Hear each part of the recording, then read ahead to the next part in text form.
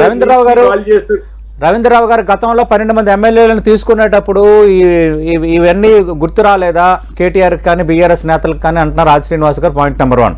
2, ఉత్తమ్ కుమార్ రెడ్డి ఏమంటున్నారంటే 25 మంది ఎమ్మెల్యేలు వస్తారు అని. అంటే మీరు గెలిచిన 39 మంది ఎమ్మెల్యేల్లో 26 మంది ఎమ్మెల్యేలు వస్తే వాళ్ళ మీద అనర్థ వేటు పడదు, శాసనసభ పక్షం విలీనం అయ్యే అసెంబ్లీ నియమావళి ప్రకారం ఆ రూల్ పొజిషన్ అనేది వాళ్ళకు ఒక సపోర్ట్ మెకానిజం ఆల్రెడీ ఉంది. గతంలో అలాగే కాంగ్రెస్ పార్టీ నుంచి 12 మంది ఎమ్మెల్యేలు మీ పార్టీలో చేరిన పరిస్థితి. ఆల్రెడీ 3 ఎమ్మెల్యేలు కాంగ్రెస్ పార్టీలో చేరారు. దీనిపై మీ కామెంట్ ఏంటి సార్? గుడ్ మార్నింగ్ సతీష్ గారు. ఇప్పుడు చర్చ మీరు టీవీలో ఎందుకు పెట్టినారు అంటే కాంగ్రెస్ పార్టీ మేనిఫెస్టోలో ఈ యొక్క ఫిరాయింపుల దాని మీద తక్షణమే అది చట్టం అమల్లోకి రావాలి, పార్టీ కండువా మార్చిన మరుక్షణమే అని వారి మేనిఫెస్టోలో పెట్టుకున్న దాని మీద మా కేటీఆర్ గారు స్పందిస్తే మీరు చర్చ పెట్టారు. ఇప్పుడు గత ప్రభుత్వం చేసిన అన్ని నెంబర్ వేసుకొని చర్చించుకొని అవే మీరు చేస్తారా? అదే మీ విధానమా? ప్రజలు మీకు అందుకనే ఓటేశారా? మార్పు అంటే మీరు కోరుకున్న మార్పు ఇదేనా? కాంగ్రెస్ 2004 తర్వాత కాంగ్రెస్ పార్టీ వాళ్ళు మా ఎమ్మెల్యేలను చేర్చుకున్నారు. 2009 తర్వాత చేర్చుకున్నారు. సరే, మేము అధికారంలోకి వచ్చినాక మేము చేర్చుకోవడం తప్పని మీరే బాగా మాట్లాడారు. మొన్నటి ఎన్నికల్లో కూడా రేవంత్ రెడ్డి గారు ఏం మాట్లాడారు?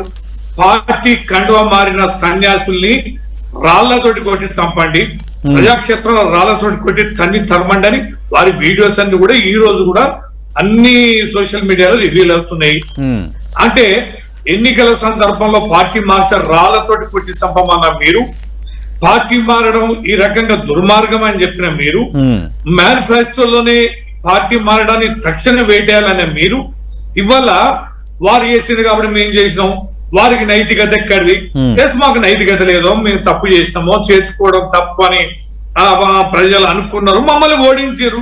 అనేక కారణాలలో, ఓటమి కారణాలలో ఈ పార్టీలో చేర్చుకునే విధానం కూడా ఒకటి కావచ్చు. మరి మీరెందుకు చేస్తున్నారు? మీరు చొక్కమనే కదా. మీరు వాడిన భాష ప్రజలకు ఏం అప్పీల్ చేసి వచ్చారు? ఒక్కరు కూడా పార్టీ మారిన ఒక్కరిని కూడా మీరు చట్టసభలోకి రానివ్వం అని చెప్పి ఛాలెంజ్ చేసి మీరు మాట్లాడారు కదా. మిమ్మల్ని నమ్మే కదా, మాటలు నమ్మే కదా. మరి మిమ్మల్ని నమ్మిన మీరు ఏ రకంగా ఇవాళ మేనిఫెస్టోలో పెట్టుకొని ఇవాళ చేర్చుకుంటారండి? ఇంత బహిరంగంగా చట్టపరంగా వస్తారు, 25 మంది వస్తారు. 25 మంది వచ్చాక తీసుకోపోయారు. మరి కండు ఎట్లా కప్పుతున్నారు ఇలా 1 by 1 ఇలా? మా పార్టీలో గెలిచిన ఎమ్మెల్యేకి మీరు ఎంపీ టికెట్ ఇచ్చి సబితీంద్రారెడ్డికి మంత్రి ఇయ్యలేదా? అది ఇయ్యలేదా?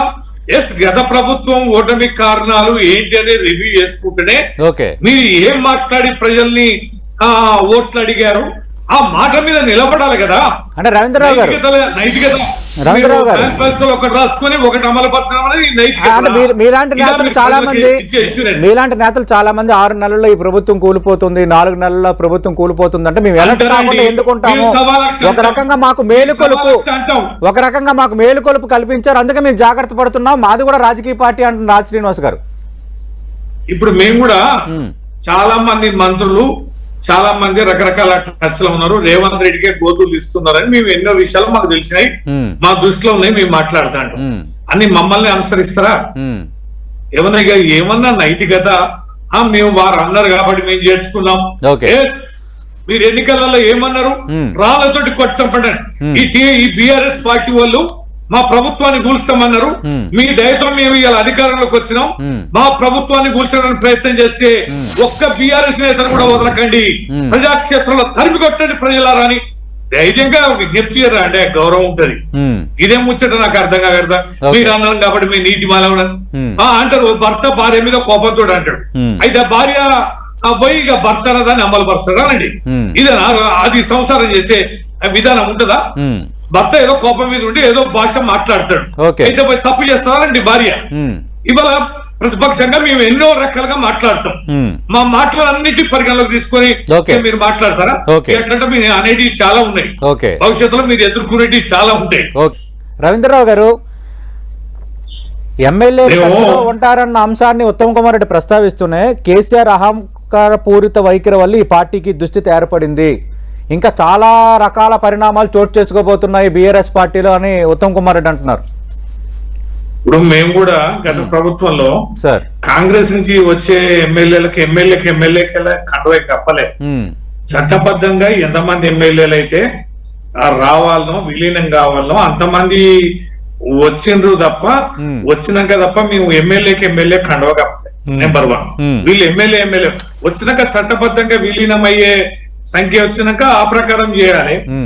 రెండోది ఏంటంటే వీరు అంటున్నారు, ఏమంటున్నారు, మా ప్రభుత్వం వచ్చాక చట్టం అయ్యాక మేము అమలు పరుస్తాం అంటే మేనిఫెస్టో అనేది మేము చేయబోయేది ఇది అని జనరల్ గా దాని మీద ఆ ఇన్సూరెన్స్ ఇస్తున్నారంటే దాన్ని పాటిస్తారు ఎవరైనా.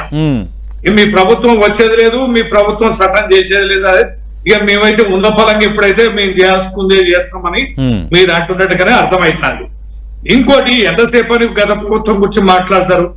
మీరు ప్రతిపక్షం ఉన్నప్పుడు మాట్లాడినరు, ఎన్నికల సమయంలో మాట్లాడినరు. గత ప్రభుత్వం తప్పిదాల వల్ల మీరు అధికారంలోకి వచ్చిండ్రు. మీరు అధికారంలోకి వచ్చి 3 నెలలు 100 రోజులు దాటినాక 100 రోజుల లోపునే ఎన్నో అమలు పరుస్తామన్న మీరు 100 రోజులు దాటినాక కూడా గత ప్రభుత్వం, గత కేసీఆర్, గత చేరికలు, గత కాళేశ్వరం, గత కరెంటు, గత వ్యవహారాలు ఇవేనా అంటే నాకు అర్థం కాకర్త. ఇక కవిత కేసు పట్టుకుంట్రీ, ఫోన్ ట్యాపింగ్ పట్టుకుంట్రీ, కాళేశ్వరం పట్టుకుంట్రీ, రోజుకో కథ పేపర్లలో రాయిస్తాంటి, మా మీద పడి మాట్లాడటమే తప్ప మీరు చేస్తున్న మంచి మేము వచ్చినాక ఇది చేస్తున్నాం ఇది పోతున్నాం అనేది మీ ప్రభుత్వం చేస్తున్న పనుల మీద మీరు మాట్లాడాలి కదా. మీరు ఏ పేపర్ అన్నది చేయండి, ఏ మంత్రి మాటలన్నా చూడండి. కేసీఆర్ గారిని అనకుండా రైట్ కట్టినాం, ప్రాజెక్టులు కట్టినాం, కాళేశ్వరం అంటే ఒక మేడిగడ్డ బ్యారేజ్ కాదు కదా. మేడిగడ్డ బ్యారేజ్ అనేది ఒక లిఫ్టింగ్ పాయింట్. మరి ఎన్నో బ్యారేజీలు కట్టినాము, ఎన్నో కాలువలు తవ్వినాము, ఎన్నో రిజర్వాయర్లు కట్టినాము, ఎంతో వాటర్ రిసోర్సెస్ మేము డెవలప్ చేసినాం. అయినా మీరు 3 పిల్లల కుంగిరికాడ మాట్లాడతారు. అరే బాగు చేసి చూసినావా కేసీఆర్ చేసిన తప్పు అని మేము ఇలా సరి చేసినాం, మేము నీళ్ళు అందించినాం అని చెప్పుకోవచ్చు కదా. తప్పును సరిదిద్దరు, మేము చేసిన తప్పులు చేయకుండా ఉండరు, ప్రజలకు ఇచ్చిన హామీలను నెరవేర్చరు, పొద్దుస్తమాన కేసీఆర్ గారిని నిందిస్తారు. గత పాలన గురించి మాట్లాడతారు, ఈ పాలన గురించి ఒక్క మంత్రి మాట్లాడు, నా ముఖ్యమంత్రి మాట్లాడు. ఏం విచ్చల విడతనము, ఏం పద్ధతి? ఒక సర్కార్ గిన్ని ఆకాంక్షలతోటి మాటలు చెప్పి వచ్చిన సర్కారు చేసే పని, ప్రజలకు ఇచ్చే వాగ్దానాల్ని నెరవేర్చే విధానాన్ని, ఆ ప్రజాభిమానాన్ని చూరగొనే విధానాన్ని ఇది అంటారా ఎవరన్నా? మీరు అవకాశం ఎవరికి ఇస్తున్నారు? 100 రూపాయలు మాకే ఇస్తారు, మేమే మాట్లాడతాం ఖచ్చితంగా. మేము మీరు చేసేటివి అన్నిటిని మేము నిలదీస్తుంటాం. మా నిలదీసే మాకు సంబంధించిన అంశాలు మీరు పట్టుకొని అంటే మరి ఇక మీరు ఎంత దూరం పోతారు రండి. మంచిగా స్వీకరించండి. రవీంద్రరావు గారు మీ పార్టీకి సంబంధించి ప్రజలకు ఇచ్చిన హామీలను నెరవేర్చండి. రైట్, మీ పార్టీకి సంబంధించి మొత్తం 39 మంది ఎమ్మెల్యేలు గెలిస్తే మనకు తెలుసు కంటోన్మెంట్ ఎమ్మెల్యే దురదృష్టవశాత్తు మరణించారు. ఇప్పుడు దానికి బై ఎలక్షన్ రాబోతుంది. అంటే యాజ్ పర్ రికార్డ్స్ 38 మంది ఎమ్మెల్యేలు ఉన్నారు, అందులో 3 కాంగ్రెస్ వైపు వెళ్ళారు, ఇంకా 35 మంది ఉన్నారు. బట్ ఆన్ రికార్డ్స్ వాళ్ళు బీఆర్ఎస్ ఎమ్మెల్యేలే. ఇక్కడ కొందరు మీరు అభ్యర్థులుగా ప్రకటించిన తర్వాత కూడా కొందరు పార్టీ మారిన పరిస్థితి ఉంది. మరి దీన్ని ఎట్లా సెటరేట్ చేసుకోబోతున్నారు? ఓకే, కాంగ్రెస్ ఆరోపణలు, కాంగ్రెస్ ఆపరేషన్ పక్కన పెడదాం, కానీ మీరెందుకు ఎమ్మెల్యేలని నిలబెట్టుకోలేకపోతున్నారు? మీరెందుకు నేతలు నిలబెట్టుకోలేకపోతున్నారు? ఇప్పుడు ఇదేమన్నా కొత్త విధానమా? కాంగ్రెస్ ఖాళీ అయ్యి మళ్ళా నిలదొక్కుని అధికారంలోకి రాలేదని. ఓకే, అధికారం మార్పిడి అయినాక రకరకాల వాళ్ళు మా పార్టీలోకి వచ్చిండ్రు. వచ్చిన నేతలు చాలా మంది అవకాశవాదులు, అవకాశాల కోసం వచ్చే నేతలు ఉన్నారు. ఇంకా అది మార్పు రాలే. మేము కూడా నాయకులను తీసుకున్నాం. ఎందుకు తీసుకున్నాం? మేము అధికారంలో ఉన్నాం కాబట్టి పనులు అయితే అధికార పార్టీలు ఉండాలని వాళ్ళు వచ్చారు. మాది అధికారం పోయింది, మళ్ళా అధికార పార్టీ కోసం పోతారు. మా దగ్గర వాళ్ళు నిలవనప్పుడు రేపు మీ దగ్గర కూడా నిలవరు కదా. నిలవని వ్యక్తులని మీరు మళ్ళా పార్టీలకు తీసుకుంటారంటే అన్ని తెలిసే తీసుకుంటారు కదా. మీ అధికారం పోతే కూడా ఎవరు ఉండరు కదా. కాబట్టి నేతలు వస్తుంటారు పోతుంటారు అనేది ఇప్పుడు సహజం అయిపోయింది. దీన్ని తీవ్రంగా తీసుకునేది లేదు. పార్టీ పరంగా మీరు నిలబడాలి, కొట్లాడాలి. మాకు చాలా నాయకత్వం ఉంది. కొద్దిమంది నాయకులు పోయినంత మాత్రాన పార్టీ ఖాళీ కాదు. ఇక వాళ్ళు ఎమ్మెల్యేలు వస్తారు అనేది మైండ్ గేమ్ ఆడతారు. వచ్చేటోళ్ళు ఉంటే 30 మరి 25 మందికి ఒకటేసారి కండవలు కప్పొచ్చు కదా. ఆల్రెడీ 3 వచ్చారు, 3 వచ్చారు. ఆల్రెడీ కొన్ని పేర్లు వినిపిస్తున్నాయి జిల్లాల్లో. ఇదంతా మైండ్ గేమ్. ఓకే. నేతలు వస్తుంటారు పోతుంటారు అండి, అవకాశవాదులు ఉంటారు. మా పార్టీలో ఎంతమంది నేతలు ఇంకా ఉన్నారు. ముగించే ముందు రవీంద్రరావు గారు 27న మీ పార్టీ ఆవిర్భావ దినోత్సవం జరగబోతోంది సార్. ఒక్క నిమిషం శ్రీనివాస్ గారు ఒక్క నిమిషం. రవీంద్రన్ వెళ్ళాడు రమ్మని రాజీవ్ దర్శనం చేపిస్తా. Okay okay right okay. అలాంటి సత్సంబంధాలు మంచివే, పార్టీలు అతీతంగా దాన్ని మనం వెల్కమ్ చేద్దామండి. ఖచ్చితంగా రవీంద్రరావు గారు కూడా అలాంటి మనస్తత్వం ఉన్న వ్యక్తే, నాకు తెలుసు. అదొక వేరే అంశం. అయితే ఇప్పుడు రవీంద్రరావు గారు పార్టీ ఆవిర్భావ దినోత్సవం 27న జరగబోతుంది. బీఆర్ఎస్ మళ్ళీ టీఆర్ఎస్ గా మారబోతుంది. ఆ రోజు కేసీఆర్ ప్రకటన చేయొచ్చు అని అంటున్నారు. కానీ ఎక్కువగా పార్టీ క్యాడర్ కూడా ఎక్కువ మంది ఈ మధ్యకాలంలో సోషల్ మీడియాలో టీఆర్ఎస్ అని మారిస్తేనే మంచిది, ఆ అటాచ్మెంట్ మిస్ అవడం కూడా కొంత ఓటమికి కారణమైందన్న అభిప్రాయంలో ఉన్నారంటున్నారు. దీంట్లో క్లారిటీ ఇస్తారా సార్ కొంచెం? ఇప్పుడు ఎన్నికల కోడ్ ఉంది, మరి ప్లీనరీ పెట్టుకోవచ్చా లేదనేది ఇంకా క్లారిటీ లేదు. ఓకే. నాకు తెలిసి ప్లీనరీ ఉంటదని మేము అనుకోవడం లేదు. ఎన్నికల కోడ్ ఉంది, అందరు కూడా తీవ్రంగా ఎన్నికల పనుల మీద ఉన్నప్పుడు జరుగుతుందని అనుకోవడం లేదు. కానీ ఒకటి మాత్రం వాస్తవం ఏంటంటే టిఆర్ఎస్ పార్టీ అనేది ఉండాలనేది మా దాంట్లో ఉద్యమ నాయకత్వం ఎక్కువ ఉంది కాబట్టి ఆ బీఆర్ఎస్ అనేది కాకుండా టిఆర్ఎస్ ఉంటే మాత్రం బాగుంటుంది అనేది డిమాండ్ అవుతుంది. దాని మీద మా అధ్యక్షుల వారు కూడా ఆలోచన చేస్తున్నట్టుగా అయితే ఉంది. కానీ మరి మార్చమా లేదనేది ఎటువంటి మా నాయకుడి నోటి నుండి అయితే ఇంకా మాట రాలేదు. బట్ క్షేత్రంలో నుంచి వచ్చిన డిమాండ్ మాత్రం అధిష్టానం దృష్టిలోనైతే ఉంది. ప్లీనరీకి సంబంధించి కూడా ఇంకా క్లారిటీ లేదు. ఎన్నికల కోడ్ ఉన్న సందర్భంలో పెట్టుకోవచ్చా లేదా అనేది కూడా ఇంకా క్లారిటీ అయితే లేదు.